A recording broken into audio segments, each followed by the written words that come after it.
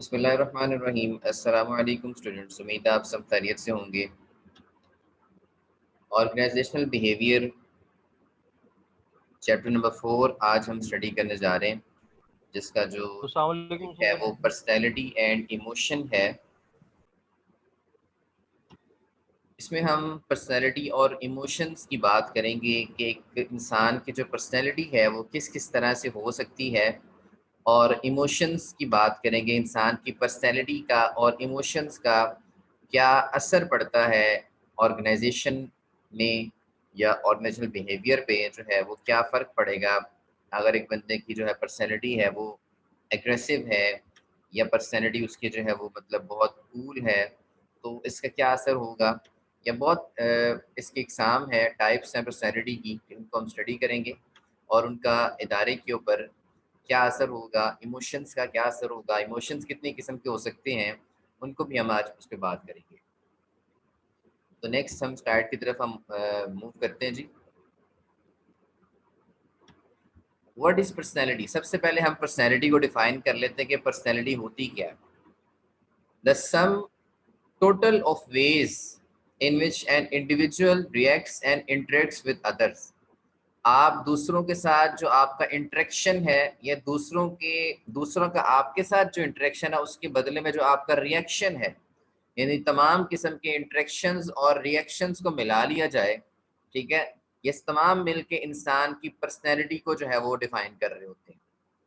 आप किसी भी मामले में किसी के साथ इंटरेक्शन किस तरह से करते हैं, आपका गुफ्तगू का अंदाज़ कैसा है, आपकी बिहेवियर कैसा है, आपका लहजा कैसा है, किस तरह से आप इंटरेक्शन कर रहे हैं, और किसी ने अगर आपसे कुछ कहा है तो उसके उस पर आपका रिएक्शन किस तरह से है, किसी के बिहेवियर के अगेंस्ट आप किस तरह से जो है उसको रिएक्शन दे रहे हैं। तो ये तमाम चीज़ें जो है इंसान की पर्सनैलिटी को जो है वो डिफ़ाइन करती है, ठीक है, करती हैं। इन तमाम का सम कर लिया जाए तो इंसान की पर्सनैलिटी जो है उससे डिफाइन हो रही होती है। अब पर्सनैलिटी ट्रेट से क्या मुराद है?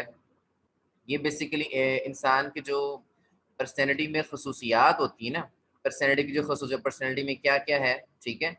ट्रेट्स उसको कहा जाता है, खसूसियात को कहा जाता है पर्सनैलिटी की, ठीक है? अब यहाँ पे हम बात करते हैं जी, पर्सनैलिटी में मतलब क्या-क्या चीज़ें आ जाती हैं। Enduring characteristics that describes an individual's behaviour. ये वो तमाम किस्म के कैरेक्टरिस्टिक्स हैं, ये वो तमाम किस्म की खसूसियात हैं जो कि एक इनफरादी बंदे के जो बिहेवियर हैं उसको डिफाइन करती हैं, ठीक है, ट्रेड्स। ये खसूसियात जो है ना, ये पॉजिटिव भी हो सकती हैं, नेगेटिव भी हो सकती हैं, ठीक है। अब वो बताता है कौन-कौन सी चीज़ें जो है वो पर्सनैलिटी को डिटरमाइन कर रही होती हैं, इसके डिटर्मिनेंट्स कौन-कौन से हैं। हेरिडिटी, ठीक है, यानी कि आपका जो बैकग्राउंड है, ठीक है, विरासत में आपने अब तक जो वक़्त गुज़ारा है वो किस तरह के माहौल में गुज़ारा है, ठीक है। आप बैकएंड से क्या लेकर आए हैं, आपके बैक पे जो है वो क्या बैकग्राउंड रहा है, ठीक है। किस तरह से आपकी जो है वो ग्रूमिंग हुई है, वो सारी चीज़ें आपके पर्सनैलिटी में नज़र आ रही होंगी। एक बंदा जो है वो गाँव के इलाके से ताल्लुक़ रखता है, तो उसकी पर्सनैलिटी उस गाँव को डिफ़ाइन कर रही होगी कि किसी गाँव के इलाके का बंदा है। एक शहर में रहने वाला बंदा, उसके लहजे से, उसकी बातों के अंदाज़ से, उसकी पर्सनैलिटी से आपको अंदाज़ा हो जाएगा कि ये किसी शहर के या किसी अच्छे इलाके से ताल्लुक़ रखने वाला बंदा है, या सिविलाइज़्ड जो है वो नेशन से ताल्लुक़ रखता है या किसी इलाके से ताल्लुक़ रखता है, ठीक है?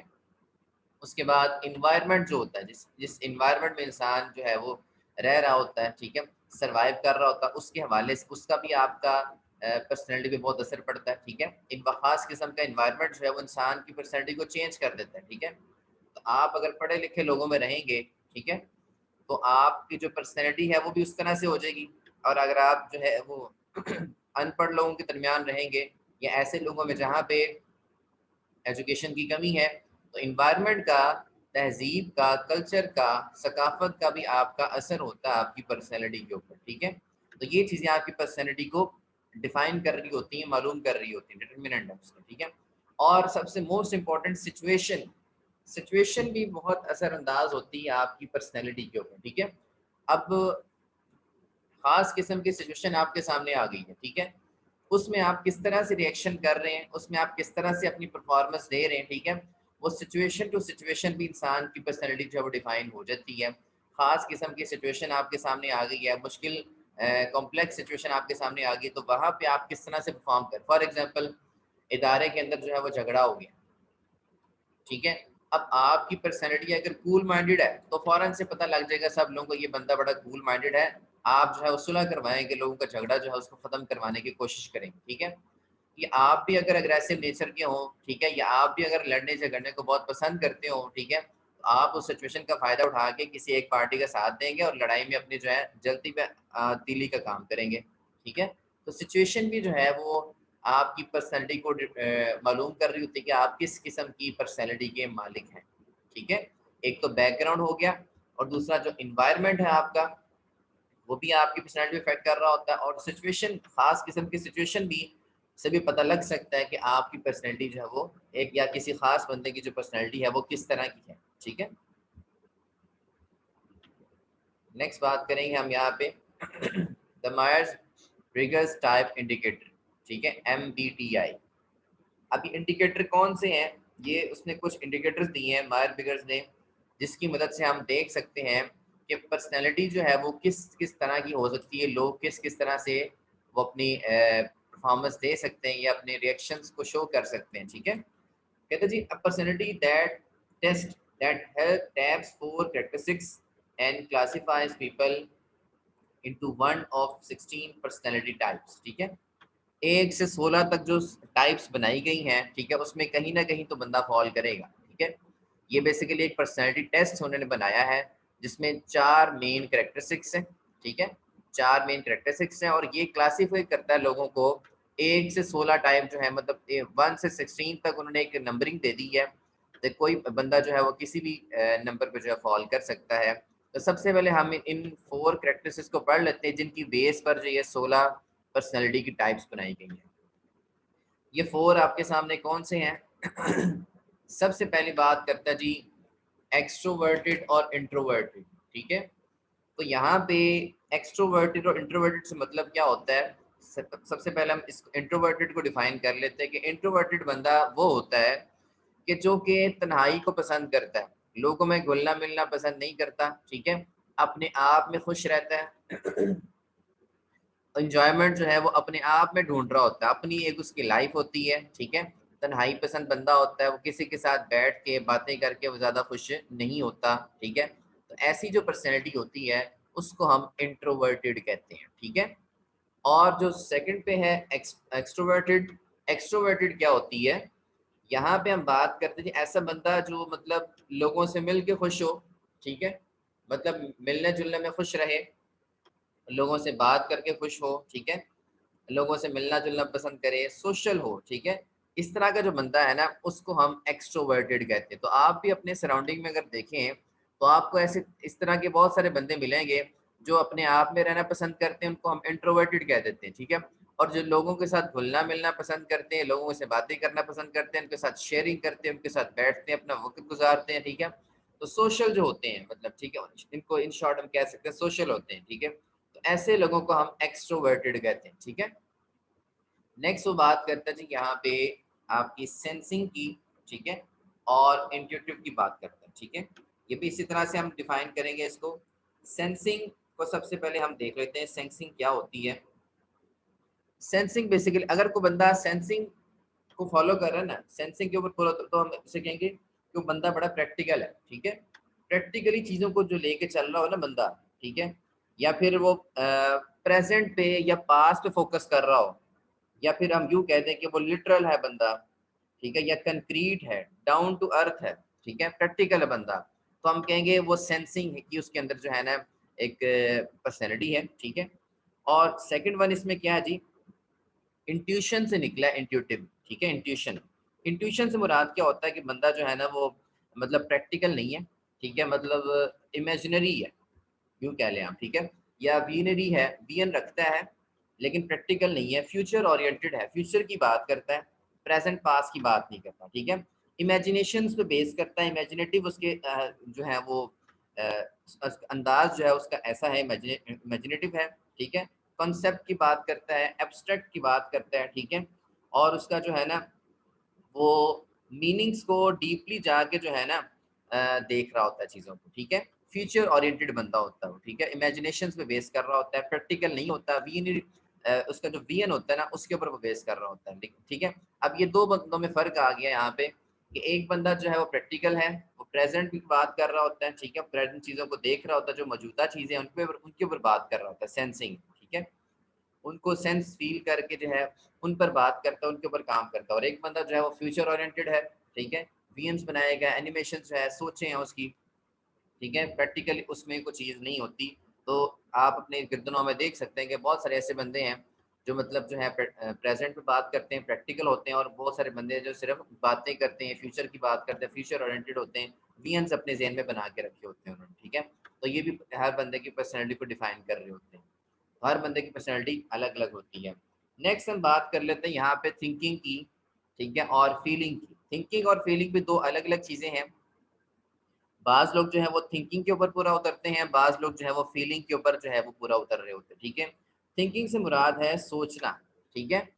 अब सोचेगा इंसान उसी वक्त, ठीक है, कि जब वो किसी काम को करने की कोशिश कर रहा होगा, ठीक है, उसमें कोई मसले आएंगे।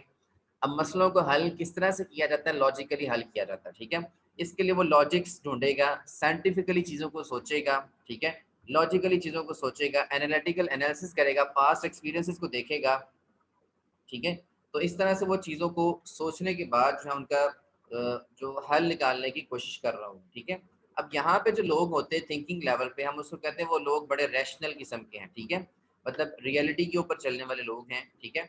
और जो है थ्योरी को भी जो है, थ्योरी से इतना मतलब ज़्यादा दूरी भी नहीं होती, थ्योरी को भी लेके आते हैं, लेकिन वो जो है ज़्यादा रैशनल होते हैं, ठीक है। और उसके बाद हम उनको कूल कह देते हैं, ट्रुथ के ऊपर चलने वाले, सच्चाई पे चलने वाले लोग होते हैं, ठीक है, लॉजिकली चीज़ों को देखने वाले लोग होते हैं, ठीक है।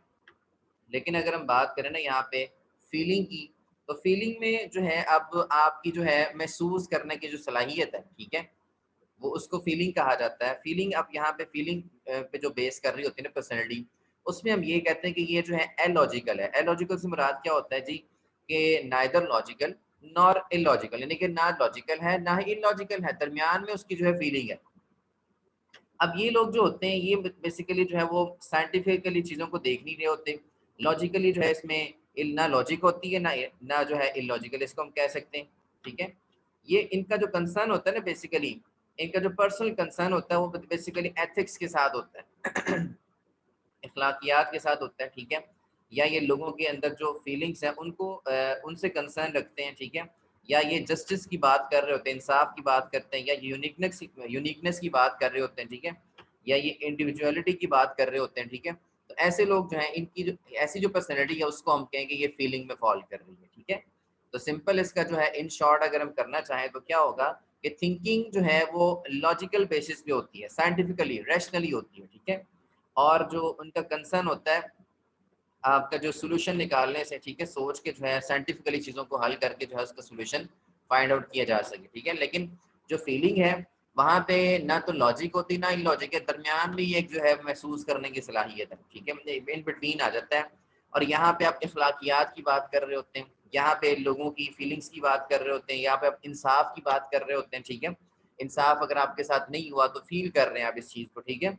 यूनिकनेस की बात कर रहे होते हैं आप, ठीक है। तो इस तरह से ये जो चीज़ है वो फीलिंग को डिफाइन कर रही होती है। अब बहुत सारे बंदे हैं जो फीलिंग के ऊपर पूरा उतरते हैं, और बहुत सारे बंदे जो हैं वो चीज़ों को लॉजिकली लेकर चलने वाले होते हैं, रैशनल होते हैं, ठीक है, साइंटिफिकली जो है चीज़ों का हल तलाश करने की कोशिश कर रहे होते हैं। उनके अंदर हम कहेंगे थिंकिंग वाली उनकी पर्सनैलिटी है, ठीक है। बहुत सारे लोग सोचते हैं और बहुत सारे लोग सिर्फ फील ही करते हैं, ठीक है, ऐसे भी हम कह सकते हैं। उसके बाद नेक्स्ट आ जाता है जजिंग वर्सेस परसीविंग, ठीक है। अब जजिंग और परसीविंग में ये बड़े इंपॉर्टेंट दो टर्म हैं, ठीक है। इनमें क्या फ़र्क है, आपने बहुत सारे अपनी लाइफ में ऐसे लोग देखे होंगे जो बड़े क्विक डिसीजन मेकर होते हैं, उनको हम मतलब रिस्क टेकर भी कह देते हैं। तो ऐसे लोग जिनकी पर्सनैलिटी में क्विक डिसीजन मेकिंग का एलिमेंट हो, जो मतलब चाहते हैं कि यार फौरी तौर पे इसका हल तलाश कर लिया तो डिसीजन ले लिया जाए।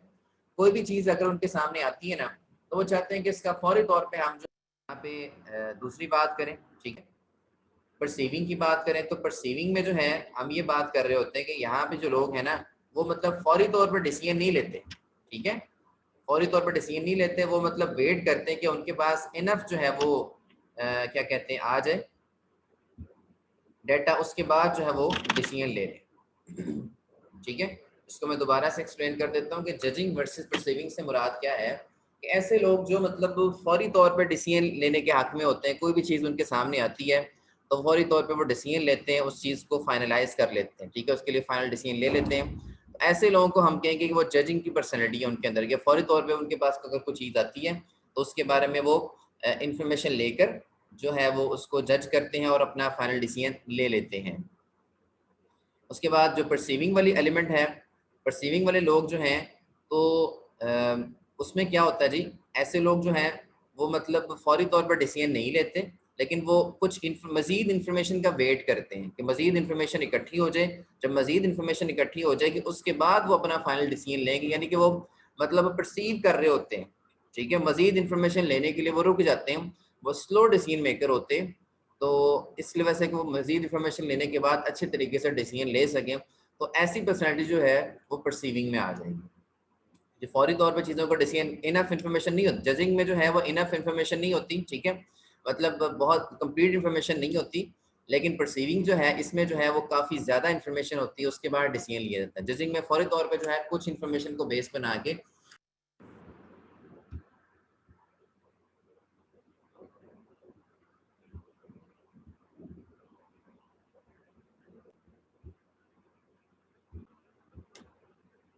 जी। नेक्स्ट इसमें हम मूव करते हैं जी, the big 5 model of personality dimensions, ठीक है। यहाँ पे हम बिग 5 मॉडल को जो है वो एक्सप्लेन करने जा रहे हैं, ठीक है। इसमें सबसे पहले जो है एक्सट्रोवर्जन है, जैसे जैसे कि पहले हमने डिफाइन किया था, ठीक है, पिछली हेड स्लाइड में। यहाँ पे एक्सट्रोवर्टेड है ना, ठीक है, इसी को जहन में रखें, जो लोग मतलब सोशल होते हैं, लोगों से मिलना जुलना पसंद करते हैं, तो उसी के हवाले से जो यहाँ पे एक्सट्रोवर्जन की बात की जा रही है, जो लोग सोशलेबल होते हैं, ठीक है, ग्रेजियस होते हैं और जो है वो असर्टिव होते हैं, ठीक है, यानी कि ये लोग जो होते हैं ये दूसरे लोगों से मिलना जुलना पसंद करते हैं, ठीक है, अपने जो है ताल्लुकात जो हैं उनको बढ़ाना पसंद करते हैं, ठीक है।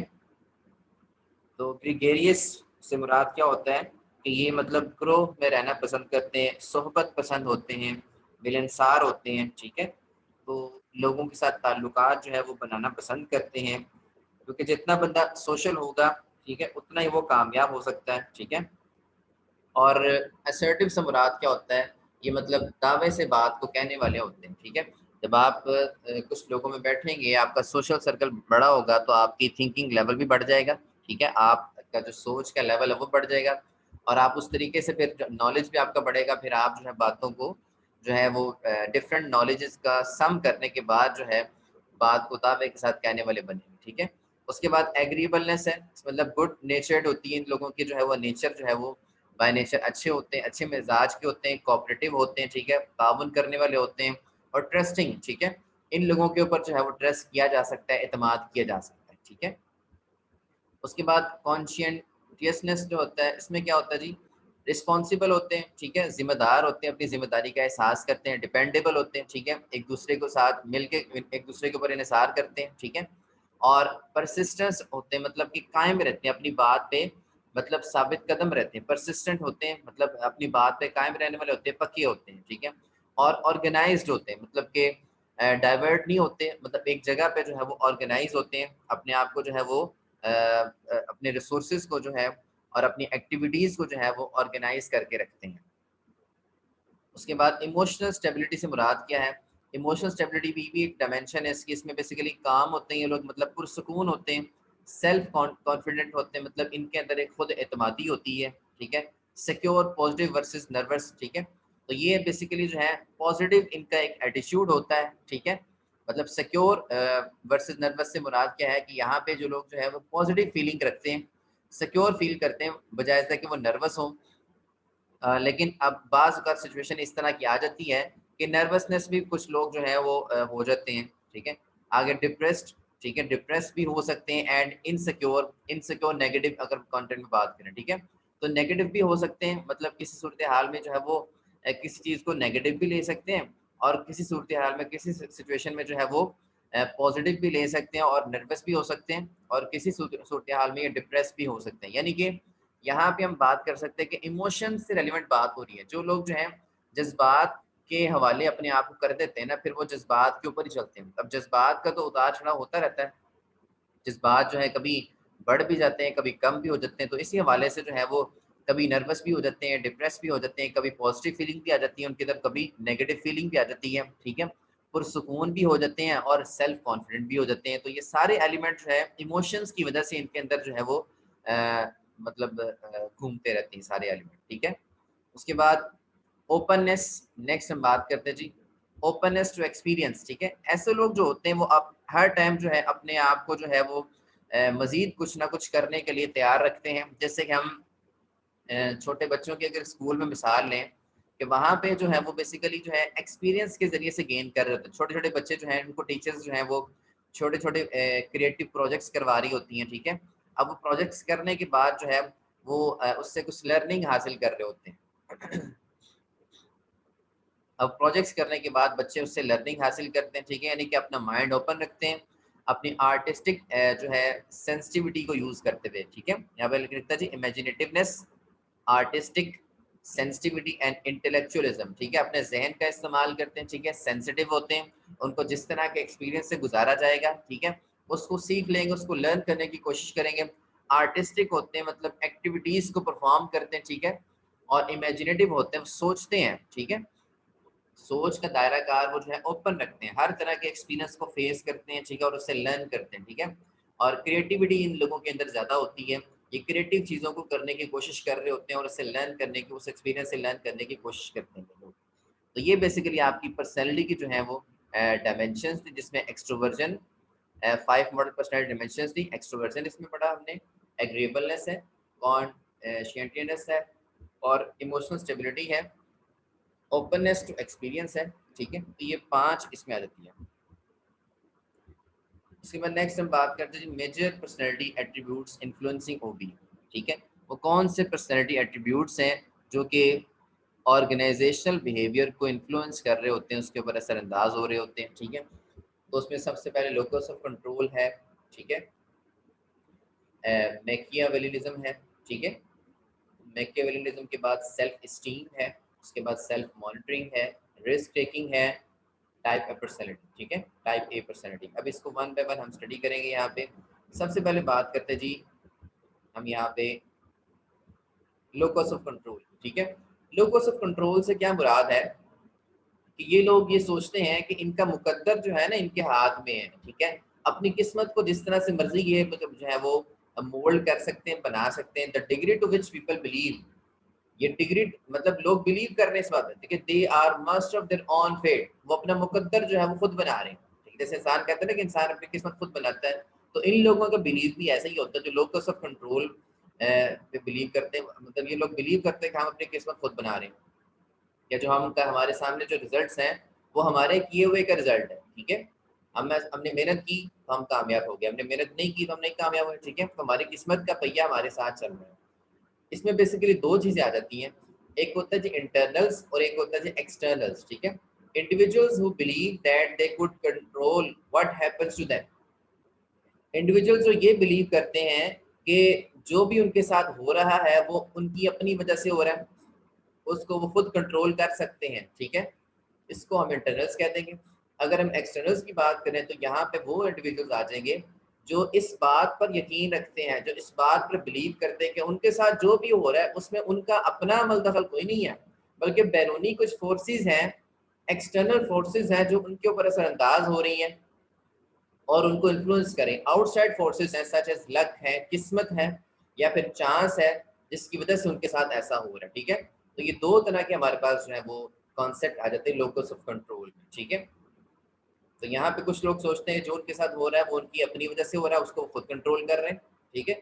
और यहाँ भी लोग सोचते हैं कि जो उनके साथ हो रहा है उसको कंट्रोल वो खुद नहीं कर रहे, उसको कंट्रोल करने वाली कोई बैरूनी ताकतें हैं, जैसे कि लक हो गया, चांस हो गया। तो इसको हम लोकस ऑफ कंट्रोल कहेंगे। उसके बाद हम बात करते हैं जी मैकियावेलिज्म, मैक, ठीक है। Degree to which an individual is pragmatic, मतलब कि एक डिग्री है इंडिविजुअल कितना मुफीद साबित हो सकता है, मेंटेन इमोशनल डिस्टेंस, ठीक है, कि वो अपना इमोशनल डिस्टेंस को मेंटेन कर सके and believes that ends can justify means, ठीक है, और इस चीज़ पे बिलीव करता है कि एंड्स जो है वो उसके लिए कोई ना कोई रास्ता निकाल लेंगे। बस मैं इसके आपको मिसाल देता हूँ। कुछ लोग जो होते हैं बड़े शातिर होते हैं, शातिर दिमाग के होते हैं। अब इसमें कुछ मैं मतलब फीमेल्स की बात कर सकता हूँ, ठीक है, या ऐसे लोगों की बात कर सकता हूँ जो बहुत सेंसिटिव होते हैं और जज्बात में आके किसी को मनाने की कोशिश कर रहे होते हैं, इमोशंस में आके, ठीक है। मतलब ऐसे लोग जो बहुत सेंसिटिव होते हैं, ठीक है, वो मतलब ये समझते हैं कि हम अगर हम इदारे के अंदर रह के अपने इमोशंस का इजहार करेंगे तो हमारी बात मानी जाएगी, ठीक है, रोना शुरू कर देंगे, ठीक है, या मुंह इस तरह का बना लेंगे, या मतलब इस तरह से इमोशन जाहिर करेंगे, अगला बंदा जो है वो समझ जाए, अगला बंदा भी इमोशनल हो जाए और अपना जो काम है वो करवा ले उससे। इसमें बेसिकली जो है वो कंडीशंस फेवरिंग हाई मैक्स, ठीक है, उसमें डायरेक्ट इंटरेक्शन आ जाती है, डायरेक्टली इंटरेक्शन जो होती है हो रही होती है आपकी अगले बंदे के साथ, ठीक है, और रूल्स एंड रेगुलेशन को इतने ज़्यादा टाइट नहीं होते हैं, ठीक है, और इमोशन डिस्ट्रैक्ट फॉर अदर्स, ठीक है, जो इमोशंस होते हैं वो दूसरे बंदे को डिस्ट्रैक्ट कर देते हैं। मतलब आपने अगर कोई बात मनवानी है उससे, ठीक है, इवन कि कोई मेल ही क्यों नहीं है, ठीक है, तो आपने इमोशनली अगले बंदे को ब्लैकमेल कर दिया, ठीक है, या आप रोने लग गए, ठीक है, तो इस तरीके से आपने इमोशनली डिस्ट्रैक्ट कर दिया अगले बंदे को, शातिराना तरीके से आपने अपना काम जो है वो करवा लिया, ठीक है। तो ये जो है इसको हम कहते हैं जी, ये मैकियावेलिज्म, ठीक है, इस चीज को। नेक्स्ट है सेल्फ स्टीम। इसमें बेसिकली खुद पसंदी पे बात आ जाती है, ठीक है, इंडिविजुअल डिग्री ऑफ लाइकिंग और डिसलाइकिंग देमसेल्फ, ठीक है, वो किस हद तक अपने आप को पसंद करते हैं और किस हद तक अपने आप से वो सेटिस्फाई है या नहीं है, अपने अपने रुतबे से, अपने काम से, अपने आप से वो किस हद तक जो है वो सेटिस्फाइड है, ठीक है, या किस हद तक वो पसंद कर रहे होते हैं अपने आप को, ठीक है। उसके बाद नेक्स्ट है सेल्फ मॉनिटरिंग आ जाती है। सेल्फ मॉनिटरिंग में trait that measures the individual ability to adjust his और her behaviour to external situation factor. अपने आप की मॉनिटरिंग है कि आप अपने आप को एक्सटर्नल फैक्टर्स से किस हद तक जो है वो मतलब एडजस्ट कर चुके हैं। बाज़ औक़ात लोग जो हैं वो अपने आप को एडजस्ट नहीं कर पाते बैरूनी माहौल के मतलब अकॉर्डिंग, ठीक है। तो ये सेल्फ मॉनिटरिंग है कि आपने अपने आप को किस हद तक एडजस्ट कर लिया है एक्सटर्नल जो फैक्टर्स हैं उनके हवाले से, ठीक है। तो that's all about today's topic, ठीक है। नेक्स्ट हम रिस्क टेकिंग के ऊपर बात करेंगे। आज के इस लेक्चर में अगर आप लोगों को कोई मसला है तो आप लोग क्वेश्चन कर सकते हैं। Thank you very much.